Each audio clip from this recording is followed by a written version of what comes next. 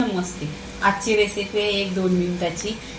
इथे पाणी ठेवलेलं 1 ग्लास, ते पाणीला उकळी आली का मीठ टाकायचं 1 चमचा चवीनुसार आणि त्याच्यामध्ये हिरवी मिरची टाकायची। मिरची पूर्णपणे आपण पाण्यामध्ये बॉईल करून घ्यायची। 5 मिनिटं ढाकून ठेवायची। इथे 10 मिनिटं झालेली आहेत बघा, छान अशी मिरची सुकी झालेली आहे। तर आपण ही पाण्यात मिरची शिजवलेली आहे आणि मीठ टाकलेलं आहे। त्याच्यात 1 चमचा तेल टाकायचं, मीठ टाकलेलं आहे। जशी वडापाव बरोबर मिरची खातो ना तशीच मिरची आहे। इथे गॅस बंद करायचं आणि प्लेटमध्ये काढून घ्यायचं।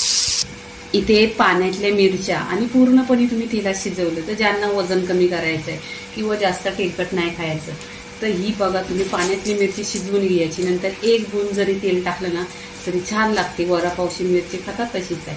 तर पूर्णपणे इथं मिरचीची रेसिपी झालेली आहे। लाईक करा, शेअर करा, सबस्क्राईब करा आणि नेहमीच खात राहा। धन्यवाद।